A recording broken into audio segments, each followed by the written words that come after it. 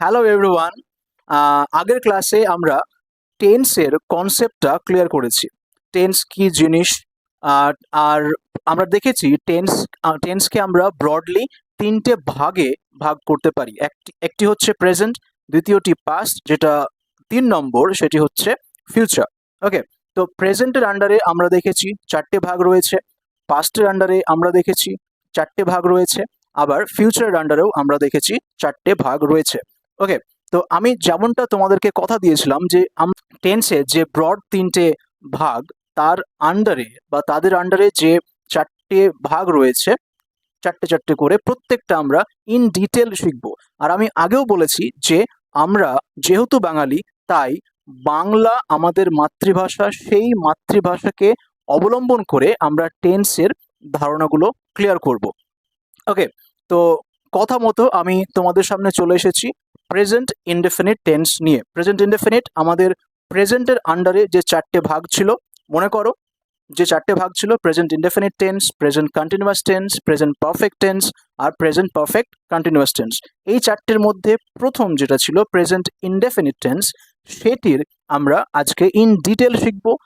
এবার প্রথম কোয়েশ্চেন হচ্ছে যে আমি কি দেখে বুঝবো যে আমার এই নির্দিষ্ট বাক্যটি হচ্ছে প্রেজেন্ট ইনডেফিনিট টেন্স। তো সেই প্রশ্নের উত্তর দিতে গিয়ে আমি বলি যে আমরা অবশ্যই ভার্ব দেখে, এখানে আমি বাংলা কিছু বাক্য লিখেছি, তো বাংলা বাক্যের আমি ভার্ব দেখে আমি চিনব যে এই বাক্যটি প্রেজেন্ট ইনডেফিনিট টেন্স কি না। ওকে ওকে, তো কারো কারো মনে প্রশ্ন জাগবে যে আমি যখন একটা ইংরেজি টেক্সট বুক পড়বো তখন তো সেখানে আমার বাংলা থাকবে না, তখন আমি কি করে চিনবো? অবশ্যই তখন কিন্তু আমি আহ, যে ইংরেজি বাক্যটি থাকবে তার গঠন দেখে চিনবো, তার স্ট্রাকচার দেখে চিনবো যে এই নির্দিষ্ট বাক্যটি কোন টেন্সের আন্ডারে পড়ছে। ওকে, এখন যেহেতু আমাদেরকে কনসেপ্টটা ক্লিয়ার করতে হবে, সেহেতু আমরা একদম বেসিক ধারণা থেকে, একদম একদম বেসিক থেকে আমরা বিষয়টি শিখবো। এখন আমাদের প্রথম কাজ হচ্ছে শেখা, টেন্সটা ভালো করে শেখা। দেখো, তো যেমনটা আমি বলেছিলাম যে প্রথমে আমরা শিখবো present indefinite tense in detail. এবার প্রথম কোয়েশ্চেন হচ্ছে কি দেখে চিনবো প্রেজেন্ট ইনডেফিনিট টেন্স? অবশ্যই ভার্ব দেখে। একটু জাস্ট সূচনা বলে দিই, ঠিক আছে? প্রেজেন্ট ইনডেফিনিট টেন্স চেনার উপায়: তুমি যখন দেখবে যে ভার্বটি, নির্দিষ্ট ভার্বটি কোনো রেগুলার কাজ করা বোঝাচ্ছে, ওকে, এমন কোনো ভার্ব যেটা তোমার রেগুলার কাজ করা বোঝাচ্ছে, সেই ক্ষেত্রে আমাকে রেগুলার কাজ করা হতে পারে, অথবা অথবা চিরন্তন সত্য হতে পারে, এই ধরনের বাক্যগুলো আমাকে বোঝাবে যে এটা প্রেজেন্ট ইনডেফিনিট টেন্স। বুঝতে অসুবিধা হলো তো? উদাহরণ দেখো, বুঝতে একদম অসুবিধা হবে না, একদম জলের মতো ক্লিয়ার হয়ে যাবে। দেখো, এই জন্য বলি সংজ্ঞা নয়, সংজ্ঞা নয়, সংজ্ঞার চাইতে আমাকে যদি আমি উদাহরণ ধরে যদি আমি বুঝি, আমার কাছে আমার বোঝা মনে হবে না, একদম সহজ মনে হবে। ওকে, দেখো, তারা ফুটবল খেলে, এখানে খেয়াল করো যে ভার্বটা খেয়াল করো। ভার্ব কোনটা? খেলে। আমি আগেও বলেছি ভার্ব কি জিনিস। ভার্ব হচ্ছে বাংলাতে ক্রিয়া। আর ক্রিয়া কি জিনিস? ক্রিয়া হচ্ছে সেই পার্ট অফ স্পিচ যেটি, বা ভার্ব হচ্ছে সেই পার্ট অফ স্পিচ যেটি কোনো কাজ করা বোঝাবে। কি বোঝাবে? কোনো কাজ করা। এখানে খেলে, খেলে এক ধরনের কাজ, তো তাই না? খেলে এক ধরনের কাজ, তাহলে এখানে খেলেটা হচ্ছে ভার্ব। এবার দেখো, খেলে মানে কি? অভ্যাসগতভাবে রোজ খেলে তাই বোঝাচ্ছে। আমি কি বলছি যে খেলেছিল অতীতকালে? না। আমি কি বলছি যে খেলবে ভবিষ্যতে? না। তাহলে খেলে, যায়, আসে, আহ, সে সে আসে, আমি পড়ি, তারা ভাত খায়। দেখো, কাজগুলো খায়, যায়, ঘুমায়, এই কাজগুলো কি মনে হচ্ছে? অভ্যাসগত মনে হচ্ছে তো। কাজটা সে অভ্যাসগতভাবে করে কিনা সেটা বলছি না, কিন্তু আমার সেই নির্দিষ্ট যে ভার্বটা, সেটি আমাকে কি বোঝাচ্ছে? খাই মানে হচ্ছে অভ্যাসগতভাবে রোজ খায়। খেলে, খেলে মানে অভ্যাসগতভাবে রোজ খেলে বোঝাচ্ছে। আমাকে এই ভার্বটা দেখে বুঝতে হবে কি বোঝাচ্ছে। ওকে, যদি আমি কি বলছি যে খেলছে, তারা ফুটবল খেলছে, এমনটা বলছি না।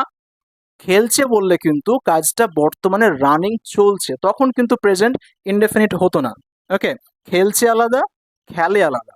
এখানে দেখো খেলে, তাহলে খেলে মানে হচ্ছে অভ্যাসগত, তার একটা অভ্যাস বোঝাচ্ছে, রোজকার একটা অভ্যাস বোঝাচ্ছে। তাহলে আমরা একটা জিনিস পাচ্ছি, একটা ইনপুট পাচ্ছি যে প্রেজেন্ট ইনডেফিনিট টেন্স ভার্বের যে ক্রিয়ার সময়টা বা ক্রিয়ার কাজটা সেটা কখন বোঝাবে, সেটা বোঝাবে অভ্যাস, একটা অভ্যাস বোঝাবে, অথবা চিরন্তন সত্য বা বোঝাবে। ওকে, তো দেখো তারা ফুটবল খেলে। এবার এই বাক্যটি আমি ইংরেজিতে ট্রান্সলেট কিভাবে করব? আমি গঠন লিখেছি, প্রথমে সাবজেক্টের ইংরেজি লিখব, তারপর ভার্বের 1 নম্বর ফর্ম অবশ্যই, তারপরে হবে অবজেক্টের, যদি অবজেক্ট থাকে তবে, অবজেক্ট নাও থাকতে পারে। আচ্ছা, এবার ভার্বের 1 নম্বর ফর্ম বলতে স্যার কি বোঝাচ্ছেন? 1 নম্বর ফর্ম আবার কোথা থেকে নিয়ে এলেন? আচ্ছা, এখানে বলে দিই, প্রত্যেকটা ভার্বের 3টে করে ফর্ম থাকে। ওকে, একটি হচ্ছে প্রেজেন্ট, একটি পাস্ট, আর একটি হচ্ছে পাস্ট পার্টিসিপল ফর্ম। প্রেজেন্টকে আমরা বলি 1 নম্বর ফর্ম, পাস্টকে বলি আমরা 2 নম্বর ফর্ম মানে V2, আর হচ্ছে পাস্ট পার্টিসিপলকে আমরা বলি V3। খেয়াল করো, টেন্স 3 ভাগে বিভক্ত, সেটি হচ্ছে ব্রডলি, সেটি হচ্ছে প্রেজেন্ট, পাস্ট আর ফিউচার, ওটা টেন্সের। ওকে, আর এই ক্ষেত্রে ভার্বের, প্রত্যেকটি ভার্বের 3টে করে ফর্ম আছে, সেটি হচ্ছে প্রেজেন্ট, পাস্ট আর পাস্ট পার্টিসিপল। ওকে, দুটোর মধ্যে কনফিউশন যেন সৃষ্টি না হয়। প্রেজেন্ট 1 নম্বর, পাস্ট 2 নম্বর, আর পাস্ট পার্টিসিপল হচ্ছে 3 নম্বর। যেমন ধরো go, went, gone, do, did, done, see, saw, seen, catch, caught, caught, এই যে এটাকে বলা হয় কনজুগেশন অফ ভার্বস। ওকে, এগুলো স্যার কোথায় পাবো? ওগুলো পরে হচ্ছে, আগে আমি এটা বুঝি। ওকে, দেখো তারা ফুটবল খেলে, প্রথমে সাবজেক্টের ইংরেজি লিখবো। সাবজেক্ট বলতে আবার কি স্যার? সাবজেক্ট হচ্ছে বাংলাতে আমরা বলবো কর্তা। কি বলবো? কর্তা। তো কর্তা কি জিনিস?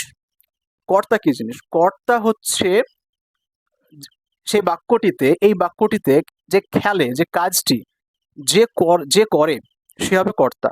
বাড়ির কর্তা কি করেন? বাড়ির কর্তা বাড়ির কাজকর্ম করেন। সেই ক্ষেত্রে এই সেন্টেন্সে এই কাজটা কে করছে? এই কাজটা করছে তারা। যদি এখানে আমি খেলি থাকতো তো আমি হতাম, তো আমি সাবজেক্ট হতাম। সে খেলে হলে সে খেলে হলে সে সাবজেক্ট হতো। আশা করি এবার তোমরা সাবজেক্ট কি জিনিস বুঝতে পেরেছো। সাবজেক্ট বা বাংলায় কর্তা। ওকে, ভার্ব তো আমি বললাম। এবার অবজেক্ট কি জিনিস? অবজেক্টকে আমরা বাংলায় বলবো কর্ম। অবজেক্টকে বলবো কর্ম। তো কর্ম বলে তুমি যেন কাজ ভেবো না। ওকে, কর্ম মানে হচ্ছে এখানে ভার্বের কাজটা, এই নির্দিষ্ট বাক্যে ভার্বের কাজটা যাকে কেন্দ্র করে হবে সেটি হবে কর্ম। আরো সহজ করে বলি, তুমি ভার্বকে কি বা কাকে দিয়ে প্রশ্ন করবে, যে উত্তরটি পাবে সেই উত্তরটি হবে অবজেক্ট বা কর্ম। ওকে, তারা কি খেলে? ফুটবল খেলে। কি খেলে? ফুটবল। তো কি এর উত্তরে আমি পাচ্ছি ফুটবল। কি এর উত্তরে আমি পাচ্ছি ফুটবল। তারা ফুটবল খেলে। ওকে, ফুটবল যেহেতু উত্তরটা আসছে, কি? ফুটবল। তো ফুটবলটা হবে এখানে আমার অবজেক্ট। আশা করি ক্লিয়ার সবার কাছে। এবার এই বাক্যটি আমরা ট্রান্সলেট করব। ওকে, দেখো তাহলে সাবজেক্ট, আর এটাই জেনারেল নিয়ম ইংরেজিতে ট্রান্সলেট করার, বেসিক নিয়ম। টেন্স যাই হোক না কেন, বেসিক নিয়ম হচ্ছে প্রথমে তোমাকে সাবজেক্টের ইংরেজি লিখতে হবে, তারপর ভার্বের, তারপর অবজেক্টের, অবজেক্ট যদি থাকে এই SVO, এই নিয়মটি তোমাকে কিন্তু ভালো করে মাথায় রাখতে হবে। S for subject, V for verb, আর O ফর অবজেক্ট। ওকে, এবার টেন্স অনুযায়ী কিছু অ্যাডিশন হয়, কিছু অক্সিলারি ভার্ব বা হেল্পিং ভার্বের অ্যাডিশন হয়। আচ্ছা, এসব বাদ দাও, এসব এত মাথায় ঢোকানো দরকার নেই। আমরা আসি এবার এই টেন্সের ট্রান্সলেশনে। ওকে, দেখো তারা ফুটবল খেলে, তারা ইংরেজি দে, তো সাবজেক্ট হচ্ছে দে। এবার ফুটবলের ইংরেজি লিখবো না খেলের ইংরেজি লিখবো? এবার আমরা যেহেতু ভার্ব হবে, সাবজেক্টের পরে ভার্বের ইংরেজি লিখবো। তো ভার্ব কোনটা? খেলে। দে প্লে, দে প্লে কি খেলে? Football. They play football, they play football. আশা করি সবার কাছে ক্লিয়ার। এখানে দেখো ভার্বের এই প্লেটা ভার্বের কিন্তু 1 নম্বর ফর্ম। ওকে, খেয়াল রাখতে হবে ভার্বের ফর্ম 1 নম্বর হতে হবে। এটা তো গেল হ্যাঁ বোধক বাক্য বা অ্যাফার্মেটিভ সেন্টেন্স। হ্যাঁ বোধক বা অ্যাফার্মেটিভ। ওকে, হ্যাঁ বোধক বা কি বললাম? Affirmative sentence. Okay, affirmative sentence. এবার এই টেন্সেরই আমি কিন্তু টেন্স চেঞ্জ করিনি, এই টেন্সে যদি হ্যাঁ বোধক থাকে তো না বোধকও তো থাকবে, হয়তো তারা অভ্যাসগতভাবে খেলে না, তারা অভ্যাসগতভাবে ফুটবল খেলে না। তো খেলে, খেলে না, অভ্যাস, সেটাও এক প্রকার অভ্যাস। তো এটাও যেহেতু অভ্যাস, খেলে না, যেটা কিনা নেগেটিভ সেন্সে, সেটাও অভ্যাস, তাহলে এটাও কিন্তু প্রেজেন্ট ইনডেফিনিট টেন্সের আন্ডারই পড়বে। তখন তার ইংরেজিটা কেমন হবে? তখন একই হবে, একই হবে না। আমরা বেশি গ্রামাটিক্যাল জার্গানে যাব না, বেশি গ্রামাটিক্যাল কথাবার্তায় আমরা যাব না। শুধু আমি বুঝবো প্রেজেন্ট ইনডেফিনিট টেন্সের আন্ডারে হ্যাঁ বোধক বাক্য কিভাবে লিখবো, না বোধক বাক্যের ইংরেজি কিভাবে লিখবো, তারপরে কোয়েশ্চেন বা প্রশ্নবোধক বাক্যের ইংরেজি কিভাবে লিখবো, সেই গঠনটা আমরা খেয়াল করব। ওকে, তো তারা ফুটবল খেলে না, এই না দেখে যেন ঘাবড়ে যাবে না, একই হবে, দে প্লে ফুটবল। ওকে, কোনো চাপ নেই, দে প্লে ফুটবল। না এর জন্য আমাকে শুধু এখানে জাস্ট একটা ডু আর নট যোগ করতে হবে। কি যোগ করতে হবে? They do not play football. Just না এর জন্য ডু নট। এই যে ডু নট বা কখনো কখনো ডাজ নটও হবে, কখন কখন হবে সেটা পরে বলছি। দেখো, they do not play football, just তুমি ডু নটটা যোগ করে দাও। তারা কি ফুটবল খেলে? প্রশ্ন, এটি প্রশ্নবোধক বাক্য, হ্যাঁ বা না। এবার এই টেন্সের আন্ডারে তারা কি ফুটবল খেলে? খেলে, অভ্যাস। আমি প্রশ্ন করছি কাউকে, তারা কি অভ্যাসগতভাবে ফুটবল খেলে, হ্যাঁ কি না? এই কিটা খেয়াল করো, এই কিটা কিন্তু তোমার নাম কি, ওই কি নয়, এরা এটি হ্যাঁ বা না বাচক। তারা কি ফুটবল খেলে? তারা কি ফুটবল খেলে, এর উত্তর হয় হ্যাঁ হবে অথবা না হবে। ওকে, হ্যাঁ খেলে বা না খেলে না, এই জাতীয় প্রশ্ন এটি এটি তো এই বাক্যটি ছিল আমাদের না বোধক বাক্য। উপরেরটি কি ছিল? না বোধক বাক্য অথবা নেগেটিভ সেন্টেন্স, অথবা নেগেটিভ সেন্টেন্স। তো তারা কি ফুটবল খেলে, এই বাক্যটি এটাও কিন্তু প্রেজেন্ট ইনডেফিনিট টেন্সের আন্ডারে। আমরা প্রেজেন্ট ইনডেফিনিট টেন্সের আন্ডারে বিভিন্ন ধরনের বাক্যগুলো কিভাবে ট্রান্সলেট করব, কিভাবে আমরা লিখবো সেটি দেখাচ্ছি। তারা কি ফুটবল খেলে, ইয়েস অর নো? তাহলে এই কিটা মনে মনে ভাবো নেই, এই যে কিটা মনে মনে ভাবো নেই। তারা ফুটবল খেলে, তার ইংরেজি কি হতো? They play football, they play football, question mark, কিন্তু এটি তো কোয়েশ্চেন। এই কোয়েশ্চেনটা বোঝানোর জন্য শুধুমাত্র এই টেন্সে, অন্য কোনো টেন্সে নয়, কিন্তু এই ডু বা ডাজ এই ফান্ডাটা শুধুমাত্র প্রেজেন্ট ইনডেফিনিট টেন্সে থাকবে, অন্য কোনো টেন্সে থাকবে না। তো মনে মনে ভাবলাম কি নেই, তারা আমরা লিখলাম তারা ফুটবল খেলে, তার ইংরেজি দে প্লে ফুটবল। এটা আমরা অলরেডি শিখেছি, কিন্তু এই প্রশ্নটা বোঝানোর জন্য জাস্ট তুমি একটা ডু লিখে দাও এই সাবজেক্টের আগে, সব শুরুতে তুমি লিখে দাও do. Do they play football, do they play football. এখানে কিন্তু ডু এর কিন্তু কোনো মানে নেই, এই ডু এর কোনো মানে নেই, এটি জাস্ট গঠনের জন্য একটি অক্সিলারি ভার্ব হিসেবে বা হেল্পিং ভার্ব হিসেবে ব্যবহৃত হচ্ছে। ওকে, এবার তারপরে দেখো তারা কি, আচ্ছা এটি গেল আমাদের প্রশ্নবোধক বাক্য। কি গেল? প্রশ্ন প্রশ্নবোধক প্রশ্নবোধক প্রশ্নবোধক বাক্য অথবা ইন্টারোগেটিভ সেন্টেন্স। কি সেন্টেন্স? ইন্টারোগেটিভ। এখানে আটলো না, তা লিখলাম এখানে। ওকে, ইন্টারোগেটিভ সেন্টেন্স। ওকে, ইন্টারোগেটিভ, এটিও ইন্টারোগেটিভ।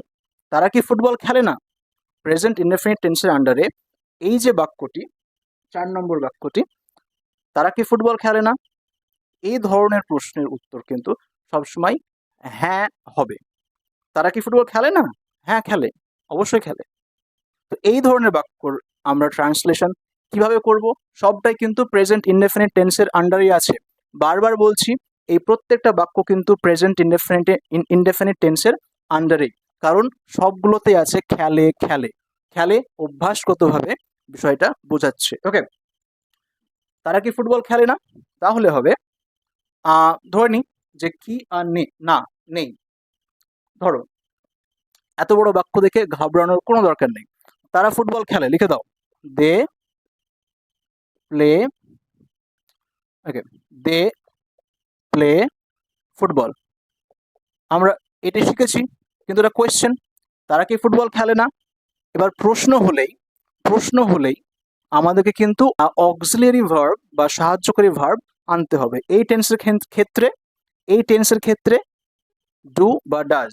ওকে, ইচ্ছা মতো ডাজ নয়, বিশেষ ক্ষেত্রে পরে বলছি। দেখো, তাহলে আমি প্রশ্নের জন্য একটা ডু দিয়ে দিলাম।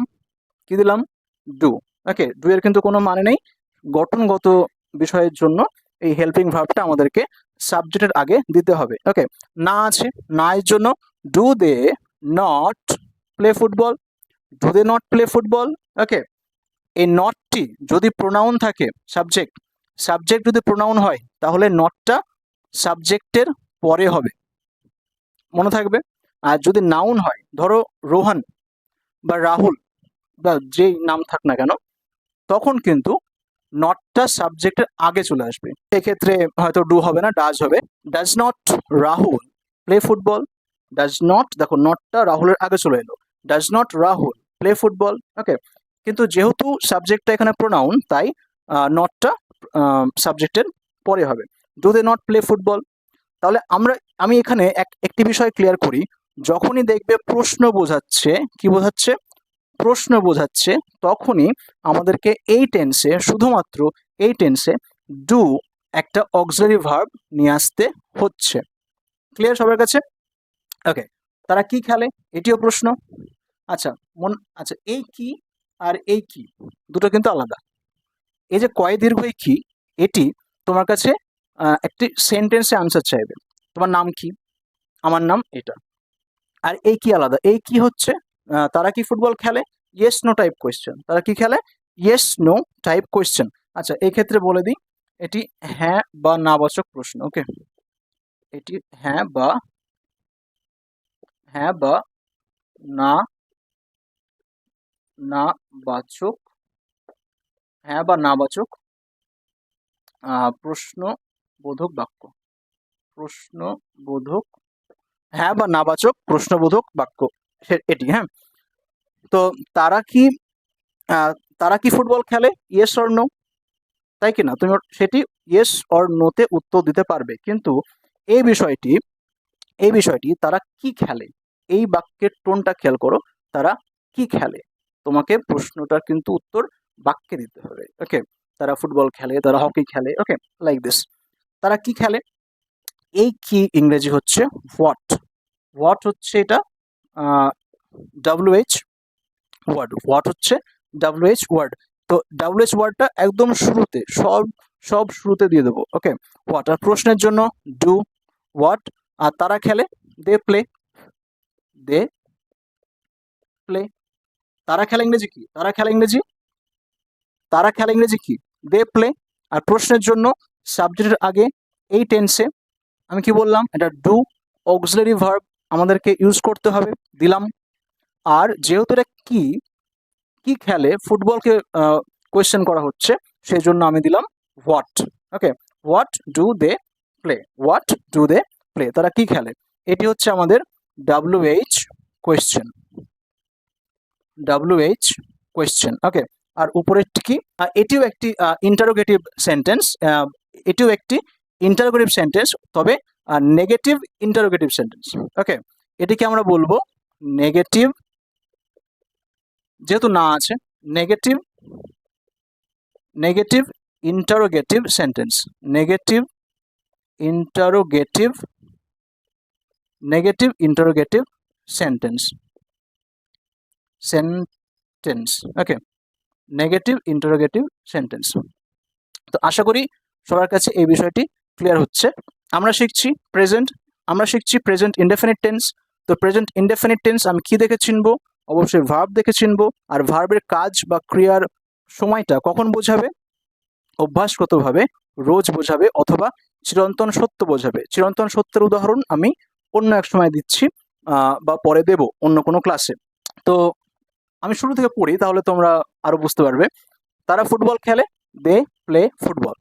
এটা গেল আমাদের হ্যাঁ বোধক বা অ্যাফার্মেটিভ সেন্টেন্স। ওকে, দ্বিতীয় বাক্যটি খেয়াল করো, তারা ফুটবল খেলে না, মানে অভ্যাসগতভাবে খেলে না। They do not play football. They do not play football. না এর জন্য এই টেন্সে, শুধুমাত্র এই টেন্সে আমি ডু নট ইউজ করব। ওকে, তারা কি ফুটবল খেলে? Yes or no, yes or no. সেই ক্ষেত্রে আমি কিন্তু এখানে হোয়াট দেব না, ভুল করে কিন্তু কেউ এখানে হোয়াটটা দেবে না। কথার টোনটা খেয়াল করো, তারা কি ফুটবল খেলে? Yes or no, yes or no. সেই ক্ষেত্রে আমি শুধু অক্সিলারি ভার্ব ডু সাবজেক্টের আগে দিয়ে দেবো। যদি হি বা শি বা কোনো নাম হতো, সেই ক্ষেত্রে ডু হতো না, ডাজ হতো। ওকে, সেই ক্ষেত্রে কি হতো? ডু হতো না, ডাজ হতো। যেমন যদি subject third person singular number হয়, সেই ক্ষেত্রে এই টেন্সে যেখানে যেখানে ডু দিয়েছি সেখানে সেখানে ডাজ দিতে হবে। কি দিতে হবে? ডাজ। কখন? যদি subject third person singular number হয় তবে। যেমন হি, শি,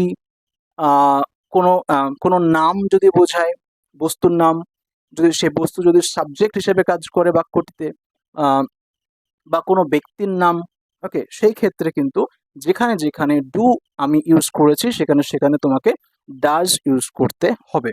আর এই ডু বা ডাজের নিয়মটি শুধুমাত্র প্রেজেন্ট ইনডেফিনিট টেন্সের ক্ষেত্রেই প্রযোজ্য, অন্য কোনো টেন্সে নয়। ওকে, এবার তোমার ডাব্লিউএইচ কোয়েশ্চেন যাই হোক, সেটা তারা কেন ফুটবল খেলে, তারা কেন ফুটবল খেলে, সেই ক্ষেত্রে আমি শুধু সবার শুরুতে আমি সেই ডাব্লিউএইচ ওয়ার্ডটার ইংরেজি লিখে দেবো, যে তারা কেন ফুটবল খেলে, ওয়াই লিখে দেবো, ওয়াই। তারপরে ডু থাকছে যদি subject third person singular number না হয়। তো why do they play football, why do they play football. যদি কখন থাকে, when do they play football. যদি কিভাবে থাকে, তো how do they play football, why do they play football. আশা করি সবার কাছে বিষয়টা ক্লিয়ার হচ্ছে। ডাব্লিউএইচ ওয়ার্ড যাই থাক না কেন, ডাব্লিউএইচ কোয়েশ্চেন তোমার যাই থাক না কেন, সব শুরুতে সেই ডাব্লিউএইচ ওয়ার্ডটা লিখে দেবে এই টেন্সে, তারপরে ডু দেবে, ডু বা does according to the subject. Okay, তো why do they play football, what do they play. আশা করি সবার কাছে এই বিষয়টি ক্লিয়ার হচ্ছে। আমি আরও কিছু সেন্টেন্স তোমাদেরকে পরের কোনো ক্লাসে বা প্র্যাকটিস সেশনে আমি তোমাদেরকে দেব। ওকে, আশা করি তোমাদের এই ভিডিওটি খুব ভালো লেগেছে। প্রেজেন্ট ইনডেফিনিট টেন্সের ধারণা তোমাদের কাছে সম্পূর্ণভাবে ক্লিয়ার। ওকে, যদি ভালো লাগে লাইক করো, যারা ফেসবুকে দেখছো ফলো করো, আর যারা ইউটিউবে দেখছো তারা সাবস্ক্রাইব করো আমার এই চ্যানেলটি। ওকে, টাটা।